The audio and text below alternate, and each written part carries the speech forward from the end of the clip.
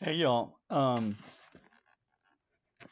welcome to the virtual world. I want to talk to you briefly about two new therapies.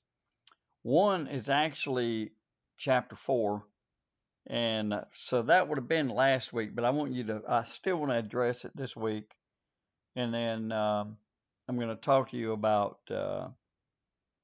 cognitive behavioral therapy, which is chapter 5, and then I probably will move on into rational emotive behavior. So the virtual lectures are not really. Uh, I'm waiting till later in the week to do this. Give you time to do the reading, etc. And then you get a chance to watch these. Please be mindful that a lot of this material is on the test. Read the summaries at the end of the book, at the end of the chapters. Okay, hint, hint, wink, wink, and all that stuff. All right, so what is contextual family therapy? I'm not going to try to give you a comparative thing like to Bowen. We just talked about Bowen last week, and I'm sorry I'm moving my computer to try to aim the camera better. Contextual therapy, Bowen family therapy does things like looks at dynamics, etc. Really, all of these therapies do. But the contextual approach, contextual theory, and contextual therapy is a linking kind of a therapy. It links the individual and their needs with the relational aspect of your being. What does that mean? It's basically to get you into a thought process of you're not isolated from the rest of the world, and particularly not isolated from the other members of your family. So you have to understand that your current condition, uh, your life as it is right now, has been affected and is affected and shaped by the present as well as past, and what items in those relationships and encounters. In other words, interaction. So whatever you face in an interactive way, and everything is interactive. I mean, what cannot be? Then you are going to be affected by those things. So it's an intergenerational model. What does that mean? It means it's like it's not Freudian, but it kind of smacks of Freudian ideas. It takes into account everything from your past, etc. And in terms of the steps, I guess I'll call them steps. It wants to go back at least 3 generations. So each time there's a session, there's a an ad some moment there you're going to address at least back to 3 generations. That gives us a history as to what you've been through. And what do we look at? We look at trustworthiness. We look at loyalties. We look at fairness, and a biggie, entitlement. Um, we're not trying to ignore or lessen any of the importance, lessen the impact of past relationships. Rather than that, we're trying to recognize the patterns that will lead to healing you and an enrichment of the present uh, to help you with the problem, whatever it is that you're having now, and then you can drag that into the future with you. So let's look a minute.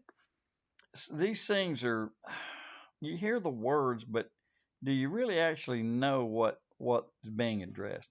So let me talk about that a minute. I mentioned entitlement. Entitlement in a family basically deals with freedom to enjoy life, freedom to be creative, and then uh, being courageous enough to be committed. And it can be good, it can be bad. Entitlement. Constructive entitlement is when a family member receives a fair return from their giving. I am sure you've either been in a relationship or you've got friends that have, or you're going to be in one. I don't know what your future is. I'm not a fortune teller. But at some point, it could be, and you may be in it now, that you look for a fair return from your giving. What would be a fair return? So I come home to my mate. I don't like this modern term partner. That smacks of some weird stuff to me. It's my own personal opinion of that. We either have a significant other, and that's the way I like to look at it: boyfriend, girlfriend, wife, husband. Uh, won't get into that discussion, but you get the gist. So, what kind of fair return am I looking at from my significant other? Simple things, acknowledgement. So, I'm home, and I clean the house for my wife. Sitting here and I think it needs to be vacuumed. I know she hates vacuuming, or I'm gonna throw something in the crock pot, or whatever the case is. And she comes in and no nothing, no acknowledgement, nothing. House looks nice, Instead of watching the football game, I vacuumed.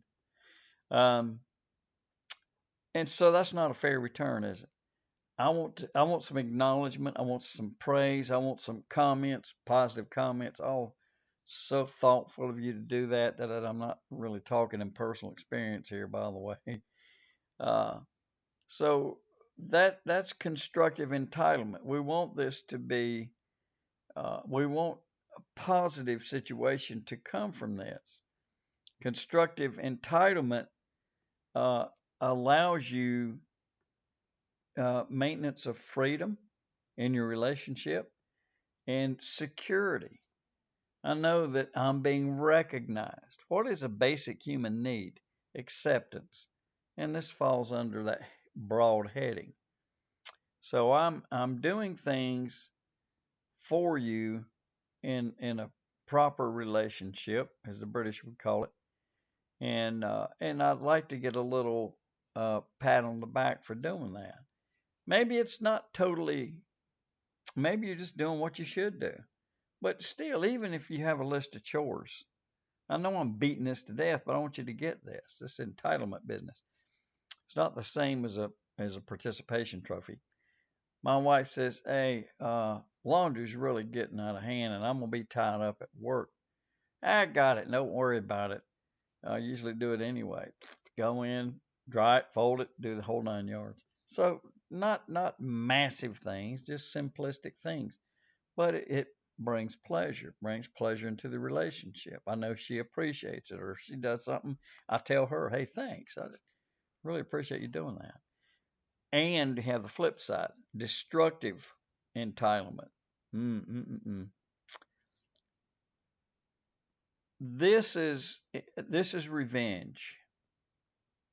It's old hurts that you get back at for having this happen, and you either are doing it now, or you're planning it for the future, or it occurs in the future and you retaliate. That's destructive entitlement. What is that telling you? You shouldn't have done that. I'm gonna fix you. It's just basic out retaliation's all it is. So, um, what are the ramifications of that? Let's dig into this just for a minute. I'm a young child. Uh, I suffer some sort of abuse, right? Uh, Later in life, when I'm older, I may seek justice. I may seek revenge. Um, what if those who harmed me are dead and gone or out of the picture for some odd reason? I still have that vengeful feeling. I'm angry. So what do? I ruin my current relationship. I take out the revenge on this relationship that would have normally been directed toward those that did the harm. And it doesn't have to be massive. It can be anything. Constant demeaning. I know a situation where the family had a son, and the son was 5 years old before his new brother came along. And unfortunately, the parents didn't handle very well the raising of the younger brother. He was constantly being harangued by the particularly the mom uh, in terms of comparison. Uh, your your brother wouldn't have done that, or your brother wouldn't have said that, or your brother, excuse me, your brother, not enough sleep last night. Your brother would have done better and has done better. So what are we doing here? We're demeaning this younger brother. In the years that uh, came, he took that not out on the mother, but sought revenge against the older brother. Their relationship was horrible simply because he was the way he was being compared. It wasn't fair. One sidelight here. People say, I don't know why my younger son uh, is doing whatever. His older brother doesn't do that, and I've raised them the same way. Well, guess what? There's your mistake because you're dealing with two individuals. What applies to one doesn't necessarily apply to the other. Had a student one time, an adult student who had that situation. I just don't know what's wrong with my younger son. He's just wild. But I've tried to raise him just like his older brother, who is very calm, cool, collected, accomplished. And I said, aha, you just answered your question. That's what the problem is. The rules for the older brother don't apply to the younger brother. Two different personalities, two different people. So, destructive entitlement, a biggie to deal with. Loyalty, another biggie. Uh, it's an ethical concept, obligation of a person in a close relationship to another person. Um, Loyalty is a psychological thing. Being loyal involves accepting obligations, sharing power. Boy, what a struggle that can be. Got an alpha wife and an alpha husband. Constant fight, right? You got to learn how to moderate that in a marriage. Uh, you have to understand need. Give in once in a while. What is it called? Communication. I've heard that a million times. Let me tell you what communication involves related to this loyalty. It's when I have to put down my defense mechanisms and listen to what's being said. Both parties need to do that. Now, we have a problem here split loyalty. I've got to be loyal to more than just one significant person. What does that require? It means that I may have to be loyal to one and disloyal to another. And it can be anybody in your life. There's usually a conflict that lies behind this. How or why or when or where should I be loyal to one person and disloyal to another? And this is not uncommon at all. How many of you grew up with friends? Probably everybody listening to this and watching this. And at various times, particularly when you're younger, as in, let's say eighth grade, just for the heck of the argument. Eighth grade used to be a very tough grade, tough age range. So you have things that form called cliques. Uh, and why do they form? Because of loyalty and disloyalty. So I'm hanging out, or you may not be in a clique. It may just be friends. And Friday afternoon, I'm going to go to Ellen's house, and but Martha asked me to come over there, and so you make a choice, right? As simple as pie, but look at the magnitude of what happens. Uh, Parents are guilty of being the generators of some of these loyalty problems. And that leads us to what's called parentification. Parentification, that's the idea that uh, authority is being misused. Asymmetrical relationships between a parent and a child. It's a kind of role reversal, actually. What it's talking about is children who either, for whatever reasons, either forced into or because of necessity, take on uh, caring for their parents. And it gets a lot more involved than that. And I don't want to bog you down with this, but think in situations that you're potentially familiar with where the kids run the show. Sometimes it has to do with parents and a substance abuse situation or whatever. But nonetheless, kids become the parent. Now, this happens later in life out of necessity because the parents become somewhat incapacitated, become feeble, etc. Yeah, then you have to do your thing. But that's not really parenting per se. That's being a good child. Um, there's several other items, ledger of merits, revolving slates, so on and so forth. You can read about that in your textbook. But that's just kind of a basic introduction to this contextual family therapy. And it is what it is in context. That's why it gets its name from that. I want to jump into cognitive behavioral family therapy. And then we'll talk a little bit about REBT. Maybe I'll shoot you another lecture tomorrow because REBT that's a very popular therapy right now. I'm sure some of you even heard of that. What is this mess? Early on, behavioral therapists thought that cognitive factors like your attitude, thoughts, beliefs, attributions, what are attributions? Expectations. Uh, your textbook blows that, by the way. It lists those as two separate things. They're really not. But all these things are influenced by experiences. So we develop schemas.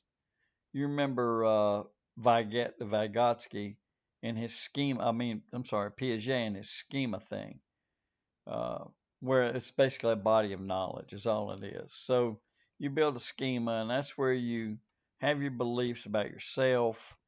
Maybe you keep maladaptive behaviors in check there. Thoughts and beliefs uh, can cause you difficulties in dealing with the world. So, what does CBFT do? What does cognitive behavioral family therapy do? We want to change your irrational beliefs. We want to change your irrational feelings and behaviors. Um, CBFT assumes some things that family relationships, cognitions, behaviors, emotions mutually influence uh, each other. So, cognitive inference, for example, among family members can cause an emotion, can cause a behavior. And then the emotion and behavior can in return influence cognition.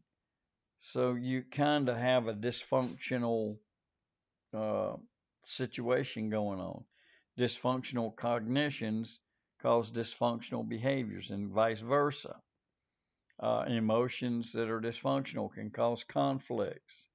So the idea is there's a circle and a cycle, and we need to bring about a change in some of this dysfunctional stuff.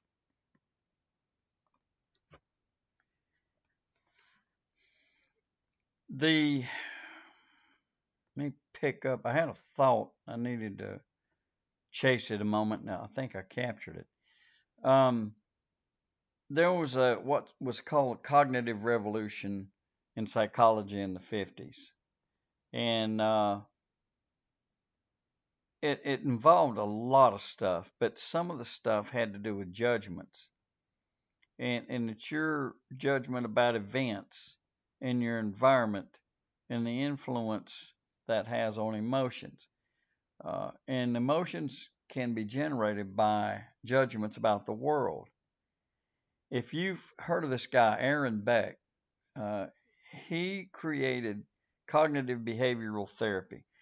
And let me tell you something about cognitive behavioral therapy. If you go to a therapist or a counselor, uh, most likely, I don't know the percentages, but I'm gonna say as high as 90% of those folk are going to use CBT because right now it's the most popular deal going. Aaron Beck was the originator of that thing. He was a psychiatrist. I don't even know if he's alive now. He developed this in the 60s to kind of get away from this 50s or try to incorporate this 50s idea, but get away from the traditional therapies used up to that point. And then Albert Ellis came in uh, earlier and developed REBT. And Ellis was, you can look that one up. I won't talk too much about it. It's still in use. It's basically an idea of thought change, particularly for people who suffer depression.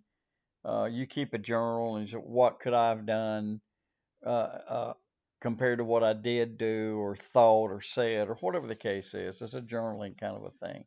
So uh, the two together uh, tend to work okay. I think the failure rate for REBT is higher than for CBT. CBT is about 50-50, 60-40, somewhere in that range. And I don't think REBT is quite that high because you have to depend on the person to self report to themselves, which is an odd thing.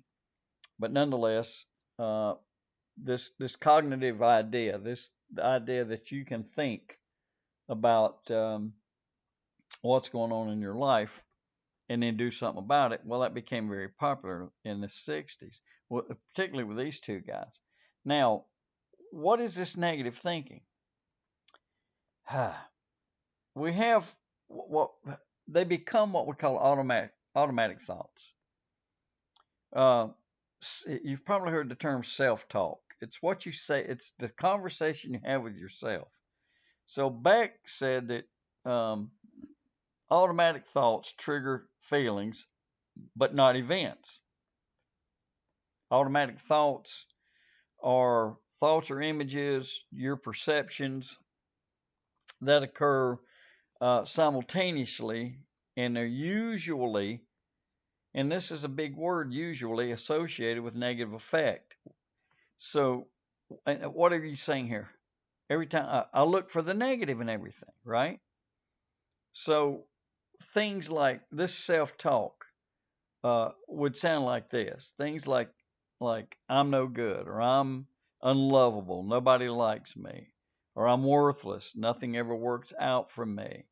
Why even try anymore, etc. Leads to some deep dark depression. I know somebody very very well is going through this right now. Their business is giving them a fit, and their relationships are basically non-existent, and now they've developed this attitude that this is their self-talk, and they're in their early 30s. It needs to be addressed, and I'm sure it will be. So a person suffering through this automatically jumps to those conclusions that they're not lovable uh, and all these things I mentioned. What does the therapist do? He says, no, no, no, no. you're searching for that now. Things have happened. You've developed this schema of negativity, and we're going to have to remove that. So, what do? We teach you how to argue. We teach you how to argue against the automatic thoughts. They occur, they happen. And now it's my job as the person who's suffering from this to argue with those thoughts. Automatic thoughts lead you to maladaptive assumptions and cognitive distortions, words you'll see in your textbook. Maladaptive assumptions are rules that I follow to guide and evaluate my own behavior and others' behavior. A maladaptive assumption would be I should never show my vulnerability, it's too risky. And that comes straight from your text, and I use it because it's a darn good example. Cognitive distortions are exaggerated and irrational thoughts, and really can cause you to have mental disorders if not addressed. Um, these thoughts again reflect your personal schemas, your core belief systems about yourself, about the world, and about the future. So these things dig into you, and it's hard to dig those things out of you. It could be something. I was looking through information, and I do this a lot in class.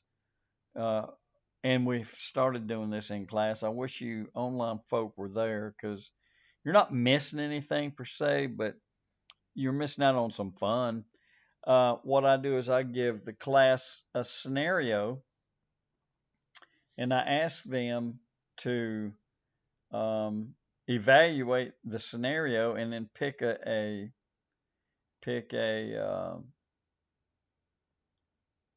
therapy that they think would work.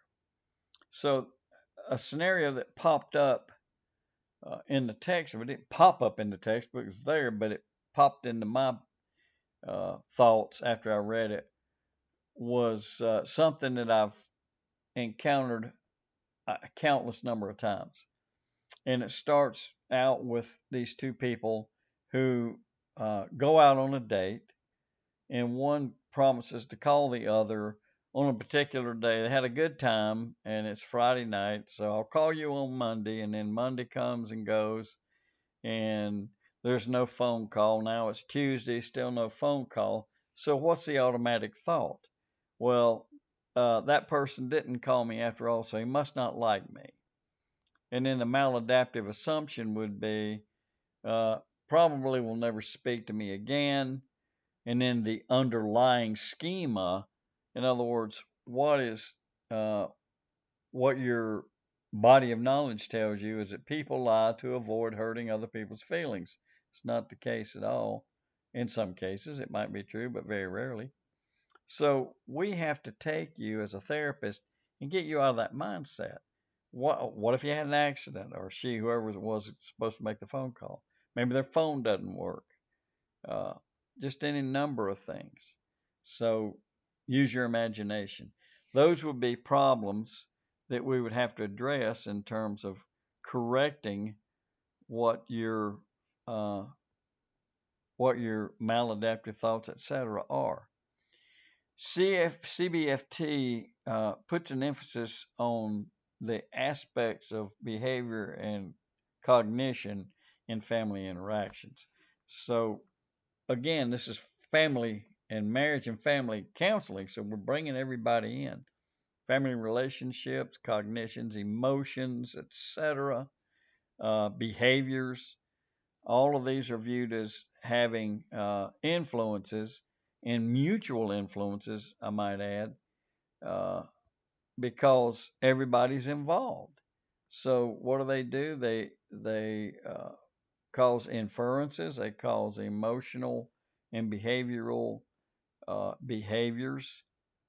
I'm sorry, they cause emotion and they cause behaviors, and just highly influence your functioning.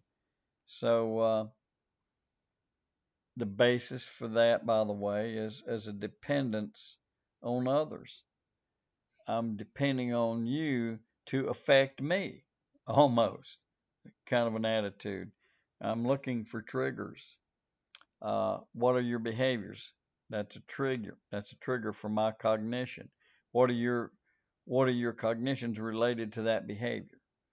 All this is built on a history of interaction. So there you have it. Brief overview of two things.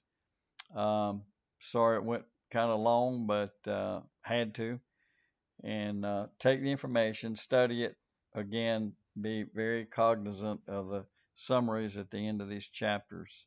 It will help your test scores. All right, I may get back with you. I may post another one tomorrow, so keep an eye on the course. If I think it would be